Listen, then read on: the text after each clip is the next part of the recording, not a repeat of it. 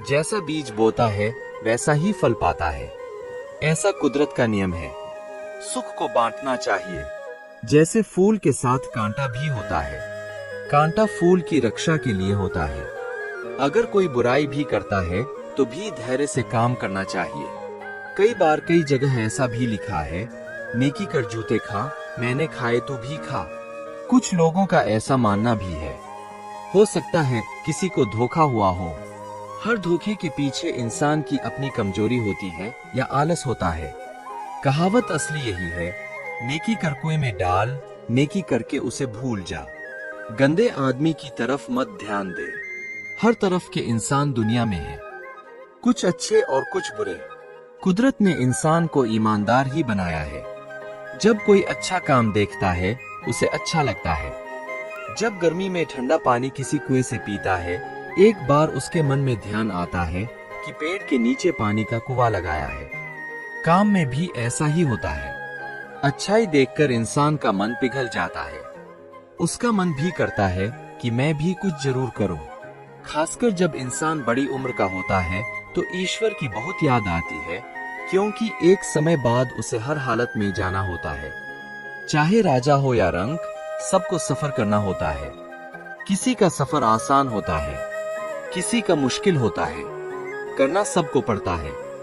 कभी कभी इंसान सोचता है कि मैंने किसी का बुरा नहीं किया, जितना भला हो सकता किया। यही सोच बार बार उसे तसल्ली देती है। दिया हुआ सुख मरहम का काम करता है। इसलिए इंसान तू जाग, देख तू कुछ कर सकता है तो जरूर कर।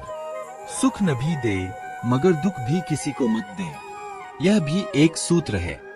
जब कोई चीज किसी को दी जाती है तो मन में संतोष उत्पन्न होता है। संतोष का दूसरा नाम सुख है। दोनों सगे भाइयों की तरह हैं। पहले संतोष होता है, फिर सुख का अनुभव होता है। दिल में किसी चीज की चाह होती है तो दिल में उसके प्रति लगाव तंग करता है। वो दुख का कारण बनता है। सब चीजें सबके पास नहीं होती है। कुल मिलाकर देने से ही मन में सुकून मिलता है। जब इंसान बुढ़ापे की ओर बढ़ता है तो दिया हुआ बहुत याद आता है। मन में संतोष भी होता है। अगर किसी को कोई चीज देनी है तो देने से भी ज्यादा ली हुई चीज की याद आती है और कोशिश करता है कि वापस कर दूं। फिर टाइम निकल चुका होता है, करने की इच्छा भी होती है मगर होता कुछ नहीं। दिया और किसी को जाता है, लिया किसी और से जाता है। इसलिए देना लेना बराबरी नहीं होता।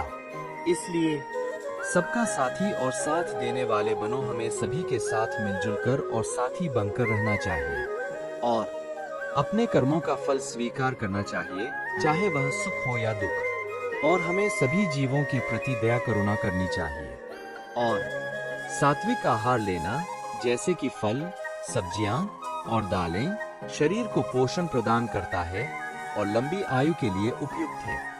कर्मयोग के माध्यम से कर्म करना और उनको ईश्वर को समर्पित करना भी शारीरिक और मानसिक स्वास्थ्य को बनाए रखने में मदद करता है।